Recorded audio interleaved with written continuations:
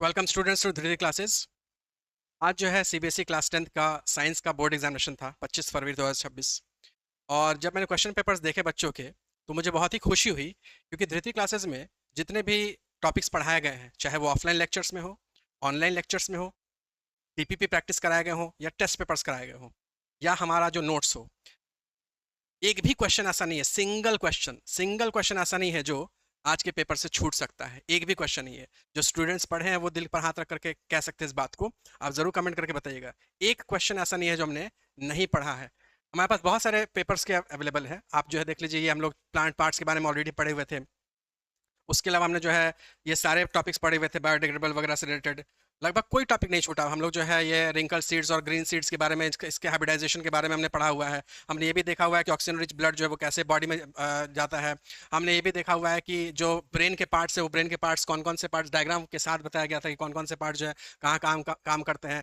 Stomata regulate कैसे होता है, ये सब हम लोग पढ़े हुए हैं। ठीक है, ट्रॉफिक लेवल्स पर, सेम ट्रॉफिक लेवल्स पर कैसे कैसे होते हैं, कितने ट्रॉफिक लेवल्स होते हैं, ये भी हमने देखा हुआ है। यहीं पर आपको एक क्वेश्चन आया भी होगा कि जो है परसेंटेज ऑफ पेस्टिसाइड्स क्यों जो है टर्शरी कंज्यूमर्स में सबसे ज़्यादा पाया जाता है और क्या उससे एक्यूमुलेशन होता है। बिल्कुल पढ़ा हुआ है हमने। बायो मैग्निफिकेशन एक टर्म आपको पढ़ा होगा, बायो मैग्निफिकेशन हमने बताया था, इसको बहुत इंपॉर्टेंट है इस चैप्टर से रिलेटेड।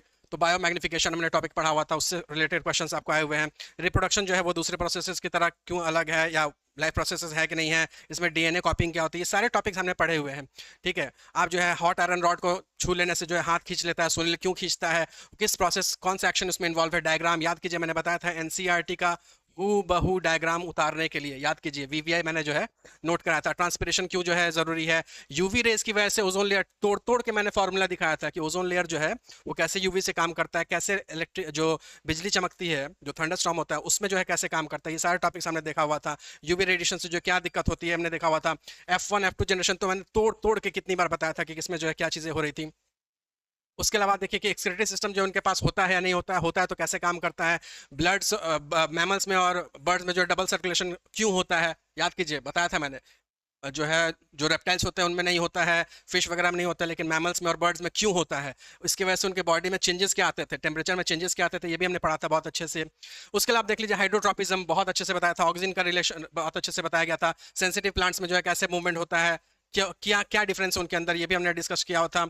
ओपनिंग और क्लोजिंग ऑफ स्टोमेटल पोर्स का डायग्राम ड्रॉ करने आया हो या फिर नेफ्रॉन का डायग्राम ड्रॉ करने आया हो, बता दीजिए कि हमने डायग्राम ड्रॉ किया था कि नहीं किया था, प्रैक्टिस किया था कि नहीं किया था, बोला था कि नहीं बोला था कि आपको जो है ये सारे रेडी करके आने हैं। ठीक है, बोमन्स कैप्सूल के बारे में ये एक एक पॉइंट, कोई ऐसा पॉइंट नहीं है जो हमने छोड़ा हुआ है। ये रिएक्शन के बारे में कई बार मैंने बताया था कि एक्सोथर्मिक रिएक्शन होगा या नहीं होगा। ठीक है, ये सारे टॉपिक्स आप जो है इसके बारे में, लेड जो है गर्म किया जाएगा तो क्या बनेगा, ये सब हमने पढ़ा हुआ था। रेड लिटमस पेपर के बारे में, एसिड बेस एंड सॉल्ट में हमने बहुत पढ़ा हुआ था। ठीक है, कोई ऐसा टॉपिक बता दीजिए जो छूटा हो। ठीक है, उसके अलावा आप देख लीजिए कि इसमें ये भी हमने देखा था कि हीट जनरेट जब हम करते हैं कॉन्सेंट्रेटेड एसिड के साथ तो वो जो है क्या करता है, क्यों जो हम लोग को खुद को बचाने के लिए जो हम लोग एसिड को डाइल्यूट करते हैं तो वो कैसे करना चाहिए, बहुत अच्छे से बताया था। इवन प्रैक्टिकल करके बताया था डाइल्यूशन के एसिड के बारे में। ठीक है, ये सारी चीजें जो हमने देखा हुआ ऑलरेडी, सारे टॉपिक्स, कोई ऐसा टॉपिक नहीं है। केमिकल रिएक्शंस क्या इन्वॉल्व है, ये कई बार मैंने डीपीपी में दिया है, कई बार, और बोलते भी थे बच्चे कि इतना आएगा क्या सर, ये आएगा क्या सर, क्यों जरूरी है इतना पूरा प्रोसेस, ये इक्वेशन जरूरी है क्या। कई बार मैंने दिया हुआ है डीपीपी में, याद कीजिए, टेस्ट पेपर्स में कई बार मैंने दिया हुआ है। ठीक है, ये सारे सब्सटेंसेस के रिएक्शंस कैसे होते थे, क्यों गर्म पानी से रिएक्ट करता है नहीं करता है, ये सारे क्वेश्चंस, कोई ऐसा क्वेश्चन नहीं है जो आपसे छूटना चाहिए, छूटा होगा। कार्बोनेट और सल्फाइड और में क्या डिफरेंस है, एक क्वेश्चन आया होगा। जिंक जिंक हाँ, जिंक को कैसे एक्सट्रैक्ट करते हैं, ये सारे टॉपिक्स आपने पढ़े होंगे। जो भी हम लोग बात करते हैं H+ और OH आयंस में, जिसके स्ट्रेंथ ऑफ एसिड और बेस पर क्या फर्क पड़ता है, किस तरह के एसिड में H+ आयन क्या होगा, OH- आयन क्या होगा, ये सारे टॉपिक्स हमने पढ़े होंगे। Strong acid, weak acid, you name it and we have it, you name it and we have it, we have done extreme studies on these topics. Acid rain क्या होता है, ये सारे टॉपिक्स, कोई सर बता दीजिए ये मैंने बताया था कि नहीं बताया था। इसका लाइव क्लास लिया, ऑफलाइन क्लास लिया, डाउट क्लास लिया, एक दो नहीं, ऑफलाइन भी, लाइव भी और डाउट भी, बता दीजिए इसमें से एक भी छूटने वाला था क्या, एक भी क्वेश्चन छूटने वाला था। इससे ज्यादा स्ट्रांग स्ट्रांग मैंने कराया था, इससे ज्यादा टफ टफ मैंने क्वेश्चंस कराए हुए थे। ये देख लीजिए, ये कितनी बार मैंने जो है आपको प्रॉपर्टीज में बताया था कि H2SO4 के साथ जो है इथेनॉइक एसिड के साथ रिएक्शन कराएंगे तो क्या बनेगा, याद कीजिए। स्मेल से ही मैंने बताया था कि स्वीट स्मेल बनता है तो क्या रिजल्ट आ जाता है, हर चीज मैंने बताई थी। इसका इस्तेमाल हम लोग किसमें करते हैं, ये सब हमने डिस्कशन किया हुआ था। ये बता दीजिए ब्रेड मॉल्ट बताया कि नहीं बताया रिप्रोडक्शन टाइम पर, कैसे जो है ये स्पोरेंजियम कैसे काम करता है, कैसे ये फंगस हवा में उड़ते रहते हैं और ब्रेड मॉल्ट पर आकर गिर जाते हैं, बताइए, बताया था कि नहीं बताया था। ठीक है, ये सारे टॉपिक्स कुछ भी आप बता दीजिए जो हमने नहीं देखा हो। ठीक है, ये पॉलन ग्रेन्स वगैरह का हो गया। फोर चैम्बर्ड हार्ट जो है वो किस में दिखाई देता है और क्यों दिखाई देता है ये भी मैंने बताया हुआ था। ट्रांसलोकेशन क्या होता है ये भी बताया हुआ।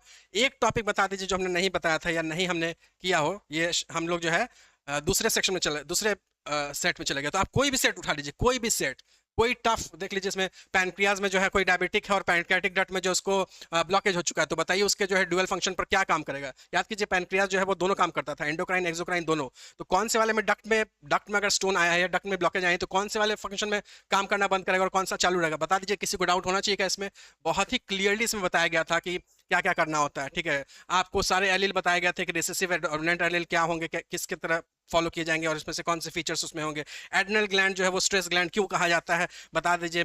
ठीक है, उसके अलावा जितने भी प्रीनेटल सेक्स के डिटर्मिनेशन कैसे हम लोग करते हैं और क्यों बैन है वो हमारे हर जगह पर, वेजिटेटिव प्रोपेगेशन के एडवांटेजेस क्या है किसी आप बताइए कि कौन सा ऐसा टॉपिक है इसमें जो हमने नहीं कवर किया हो। कोई ऐसा टॉपिक बता दीजिए जो हमने इसमें नहीं कवर किया हो, कोई भी।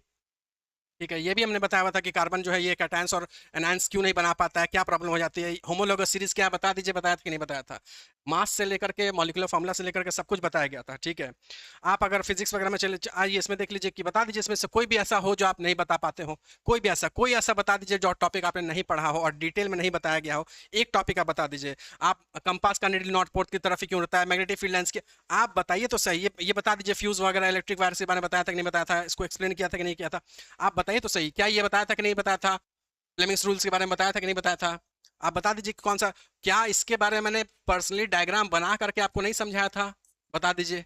डायग्राम बना करके मुझे आज भी याद है, यहाँ मैंने डायग्राम ड्रॉ करके आपको समझाया था। बता दीजिए कौन सा ऐसा टॉपिक है जिसमें नहीं छूटा हो।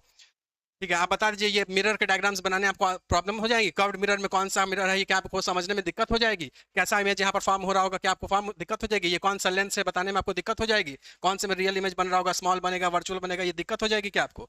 ये सारे टॉपिक्स हमने कवर किए हैं, हमारे नोट से लेकर सब कुछ है ना। स्टार्स को जो है कैसे दिखाई देगा इस आई पीस पर, सब कुछ हमने देखा हुआ है। क्या इसमें आपको क्या बोलते हैं रिजल्टेंट, मैं क्वेश्चन भी नहीं देख रहा हूँ, रिजल्टेंट रेजिस्टेंस निकालने में आपको दिक्कत हो जाएगी कि I1 I2 I3 निकालने में दिक्कत हो जाएगी कि क्या आपको निकालने में दिक्कत हो जाएगी, बता दीजिए मुझे। क्या पावर निकालने में दिक्कत हो जाएगी, क्या क्या हीट निकालने में, कौन सी ऐसी क्वेश्चन होंगे जो आपको इसमें दिक्कत हो जाएगी। क्या रेजिस्टिविटी हमने नहीं पढ़ा था, क्या उसके ऊपर लेंथ और क्रॉस सेक्शन एरिया से कैसे काम करता है, क्या ये क्या नहीं पढ़ा था हमने, आप बता दीजिए। इलेक्ट्रिक करंट फ्लोइंग जो है 4 ओम से इसमें हीट निकालना था, क्या ये हमने, क्या टॉपिक था जो हमने नहीं पढ़ा था।